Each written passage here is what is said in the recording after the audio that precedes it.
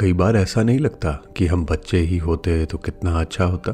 हमारी विषमताओं में ईएमआई, रोजगार, बच्चों की फीस और तमाम मौलिक चीजों का जिससे हमारा जीविकोपार्जन चलता है वो गायब होती। याद कीजिए, हम बच्चे थे तो हमारे एम्बिशन, आकांक्षाएं क्या होती थी।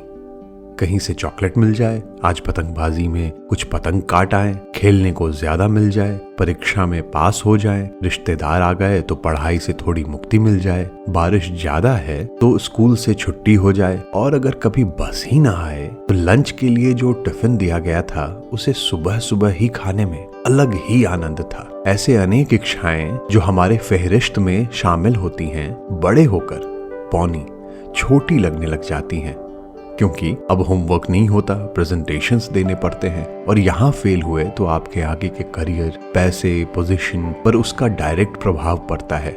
ऐसे में बचपन की यादें कहीं तो हमारे चेहरे पर स्वतः मुस्कान ला देती हैं, तो कहीं हम उन बेफिक्र दिनों को याद कर उसे मिस करने लग जाते हैं। आज कहानी वाला के इस अंक में मैं सुना रहा हूँ अपनी आप बीती गर्मी की छुट्टी।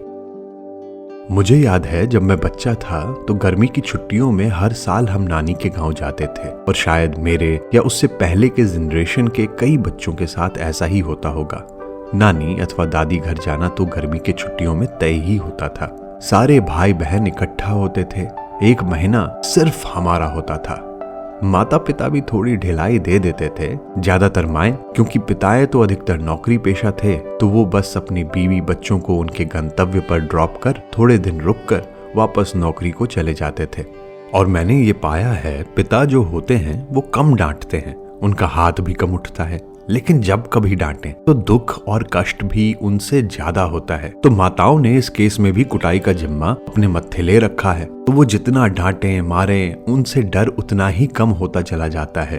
तो इन छुट्टियों में उनसे मार डांट भी कम ही लगती थी। हाँ, रात के वक्त या कहीं कोने में ज्यादा बदमाशी करने पर चिकोटी जरूर काटती थी मेरी माँ, और एक खास लुक नजर होती थी जो ये कहती थी, बेटे जी कर लो, मैं बतलाऊंगी तुम्हें। कुछ ज्यादा ही बदमाशी होने पर पब्लिक में, मतलब बुआ, मासी, मामी सबके सामने सुताई भी होने के आसार होते थे, लेकिन आपके बचाव में कोई न कोई आ ही जाता था। पिटने के बाद आपके और भाई बहन भी सांत्वना देने आ जाते थे। मैं तो जिस दिन खुद ही समझ जाता था कि आज बदमाशी कुछ ज्यादा हो गई है, जल्दी सोने चला जाता था, और उसके बाद मेरी माँ मुझे उठाते रहे, मैं जागता हुआ भी टस से मस नहीं होता था। उन्हें भी पता था जाग रहा है, नौटंकी कर रहा है, पर बेचारी को थोड़ी शंका तो होती ही थी कि कहीं सो रहा हो तो कैसे मारूं। यहाँ मातृत्व हावी हो जाती थी, और यही सबसे बड़ी जीत होती थी।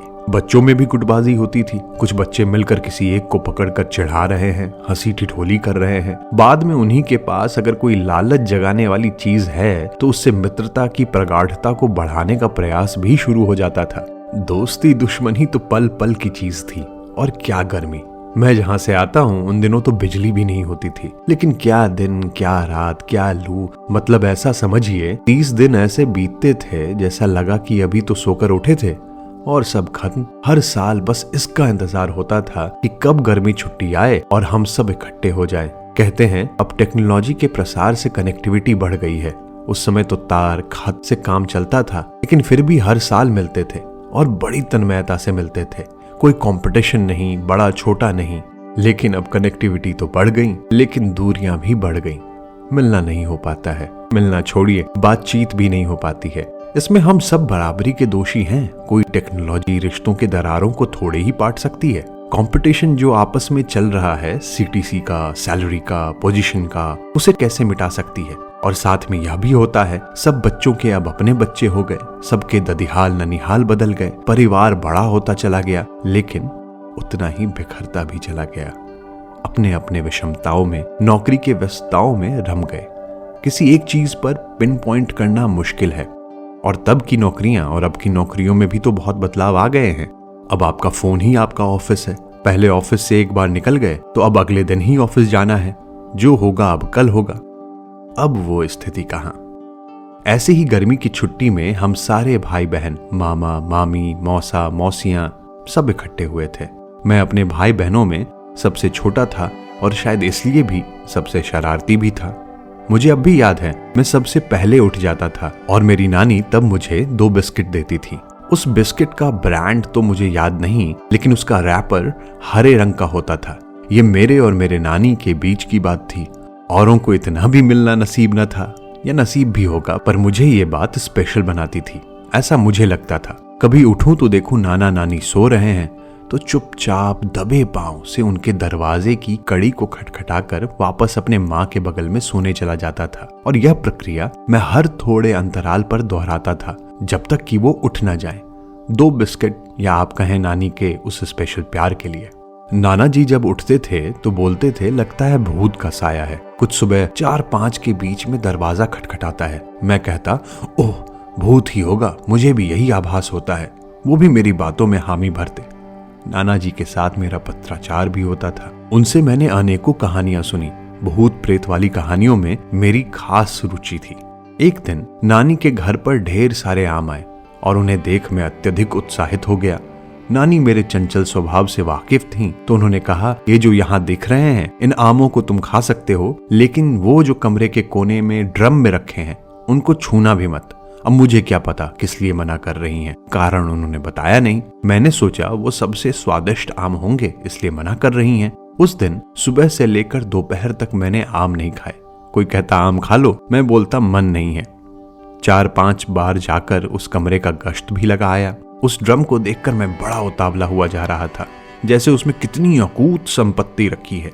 अब इंतजार था दोपहर होने का, क्योंकि मुझे बड़े शहरों का तो ज्ञात नहीं, पर छोटे शहरों कस्बों में दोपहर में सोने का रिवाज है, और यह बात मुझे कभी समझ में ना आई। पर अब अगर सोचता हूं तो मुझे ऐसा लगता है कि पितृ सत्ता से ग्रसित औरतों के द्वारा निकाला गया नुस्खा होगा कि अगर जगे रहे तो कोई ना कोई काम तो लाद ही दिया जाएगा। तो इससे अच्छा है दोपहर में 1 घंटा कम से कम सोया ही जाए। नानी के घर में ऐसी स्थिति नहीं थी, क्योंकि सारी तो बेटियां ही आई हैं। माँ भी मेरी अपने भाई बहन में सबसे छोटी थी, तो यहाँ ज्यादा सुकून था। बच्चों को भी रो पिट कर सोना ही पड़ता था, क्योंकि समाज में बच्चा संभालना भी शायद औरतों के ही जिम्मे सौंप दिया गया था, और उन्हें लगता होगा कि कम से कम 1 घंटा सोएगा तो कोई परेशान तो नहीं करेगा। मैं इतना पिटा हूं दोपहर में सोने के लिए, और अब चाह कर भी दोपहर में सो नहीं सकता। नौकरी जो करनी है, तो मेरी माँ ने मुझे अपने बगल में जबरदस्ती सुला दिया। मैं कहाँ सोने वाला था। मैंने सोने की नकल की, और दिमाग में तो दूसरे कमरे के कोने में रखे आम ही थे। थोड़े इंतजार के बाद मैं उठा, चुपचाप दूसरे कमरे गया। वहां भी मेरे कुछ भाई बहन सो रहे थे। मैं कमरे के कोने में रखे ड्रम के पास गया। वह ड्रम मुझसे भी लंबाई में ऊंचा था। मुश्किल से मेरे हाथ उसके सिरे तक पहुंच रहे थे। जैसे तैसे मैंने उस पर चढ़ाई की। अब मेरा पेट उसके सिरे पर था और पांव हवा में। मैं चाह रहा था एक आम निकल जाए, क्योंकि आम मेरे हाथ के पहुंच से दूर थे। मैंने सोचा थोड़ा और नीचे जाता हूं, थोड़ा और नीचे, और धड़ाम, मैं ड्रम में गिर चुका था। अब आम ही आम चारों तरफ। उन्हीं पर बैठकर मैंने 4-5 आम खा डाले। गुठलियां भी उसी में डालता गया। अब पेट तो भर चुका था और निकलना भी था, लेकिन जैसे ही ड्रम के सिरे पर हाथ देकर निकलने की कोशिश करता, ड्रम हिलने लगता। मुझे लगता मैं गिर जाऊंगा, क्योंकि घुसने वक्त तो दीवार की टेक थी, तो ड्रम हिलता नहीं था, और निकलने वक्त मैं दीवार की तरफ से कैसे निकलता। अब तो ये बहुत बड़ी समस्या हो गई। इसी ऊहापोह में मैं था कि मेरे माँ की आवाज आई, ऋषि कहाँ है? बड़ी मासी ने कहा दिखा तो नहीं। फिर छोटी मासी ने कहा नहीं पता। मामी ने कहा यहीं कहीं होगा। अरे जरा छत पर देखो, किसी ने कहा। मेरे सारे भाई बहन मुझे ढूंढने में लग गए। मैं अंदर बैठा सब सुन रहा था, पर मुझ में हिम्मत नहीं कि मैं कुछ बोल पाऊं। घर में लगा जैसे कोहराम मच गया हो। मैं कहीं किसी को नहीं मिल रहा था। मेरे सारे भाई बहन को गांव में और घरों में भेज दिया गया कि पता करें किसी के घर तो नहीं चला गया, क्योंकि मैं और घरों में भी धड़ल्ले से जाता रहता था, और गया तो इतना सत्कार और प्यार मिलता था कि क्या बताऊं। चॉकलेट, दूध, मिठाई से मेरा अभिनंदन किया जाता था, और इस लालच में मैं अधिकतर फरार भी रहता था। ननिहाल में सारे तो मेरे नाना नानी, मामा मामी ही थे। एक एक करके मेरे सारे भाई बहन वापस आते गए कि ऋषि कहीं नहीं है। मैं अंदर बैठा सुन रहा था, और अब बेसब्र हो रहा था। मुझे अपनी स्थिति पर रोना भी आ रहा था, और मेरी सिसकियां शुरू हो गई। इतने में मेरी छोटी मासी ने कहा, अरे सुनो, रो रहा है कोई। उन्होंने कहा ऋषु, और मेरे रोने का बांध टूट गया। मैं जोर जोर से रोने लगा। मैं यहाँ हूँ। सबने कहा कहाँ? मैंने कहा ड्रम के अंदर। सबकी हंसी निकल गई। मुझे निकाला गया, और भय और चोरी के ग्लानि से जो मैं रो रहा था, उतना ही सबने मुझे प्यार किया। सब पूछ रहे थे ड्रम में क्यों गए, मैं क्या बोलता। मेरी नानी ने अंदर ड्रम की गुठलियां पड़ी देखी और बोली अरे आम खाने गया था, अरे ये अधपके आम है इसलिए मना किया था, और सब हंसने लगे। अभी भी मेरी माँ कभी कभी मुझे मेरे बचपन की कहानियां सुनाती हैं। लेकिन तब क्या पता था यह आखिरी बार हम सब मिल रहे हैं। कुछ दिनों के बाद मेरे नाना जी का देहांत हो गया। नानी मामा मामी के पास रहने लगी, कभी कभी गांव जाती थी। मेरे और भाई बहनों की शादी हो गई, बड़े हो गए। बड़े मौसा मौसी नहीं रहे, मामा मामी नहीं रहे।